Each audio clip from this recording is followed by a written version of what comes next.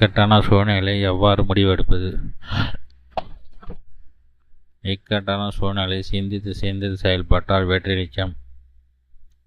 இக்கட்டான சூழ்நிலை வரும்போது அதனை கண்டு சோர்ந்து விடாமல் அதனை படிப்படியாக அணுகி வெற்றி காண முடியும். ஒரு கதையை பார்ப்போம். ஒரு செல்வந்தர் பெரிய பண நெருக்கடியில் இருந்தார். அவர் ஒரு ஞானியை சந்திக்க மாலை நேரத்தில் வந்தார்.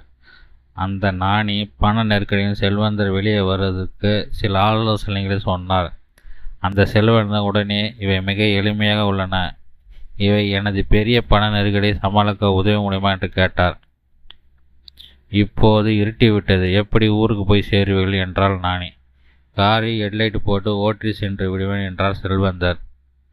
ஊர் இங்கிருந்து பல கிலோமீட்டர்கள் ஆயிற்று. ஆனால் ஹெட்லைட் 150 முதல் 200 அடி வரைக்குத்தானே காட்ட முடியும் என்றார் ஞானி. ஓட்ட அடுத்த 150 அடி முதல் 200 அடி தெரியும் என்பதால் பல கிலோமீட்டர்கள் என்னால் ஓட்டி செல்ல முடியும் என்றார் செல்வந்தர். அதனை போலவே சிறிய யோசனைகள் முதல் தொடங்குங்கள். இதனை செய்யும் போது அடுத்த கட்டத்துக்கு செல்வீர்கள். அப்போது புதிய யோசனைகளை செய்து படிப்படியாக பண நெருக்கடியிலிருந்து வெளிவருவீர்கள் என்றார் ஞானி. செல்வந்தர் ஞானிக்கு நன்றி கூறிவிட்டு தன்னை வீட்டிற்கு திரும்ப எத்தனித்தார்.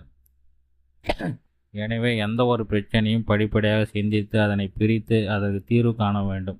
உதாரணமாக, ஒரு பெரிய பிரச்சனையை சிறிய சிறிய பிரச்சனையை மாற்றி செயலாக்குவதன் மூலம் நம்மால் எளிதில் கையாள முடியும். உதாரணமாக, ஒரு பெரிய கடன் நெருக்கடி என்றால் கடன்களை பட்டியலிட்டு குறைந்த கடனை முதலில் அடைத்து மற்ற கடன்களுக்கு தவணை மட்டும் செலுத்தலாம். குறைந்த கடனை அடைத்த பின்னர் அடுத்த குறை கடனை அடைக்கலாம். இவ்வாறு ஒவ்வொரு கடன்களாக அடைக்க முடியும் போது முழுவதும் கடன் பிரச்சனையிலிருந்து மீள முடியும். பிரச்சனைகளை கண்டு துவண்டு விடாமல் துணிவோடு நேர்கொள்ள வேண்டும். இக்கட்டான சூழ்நிலை சிந்தித்து சிந்தித்து செயல்பட்டால் வெற்றி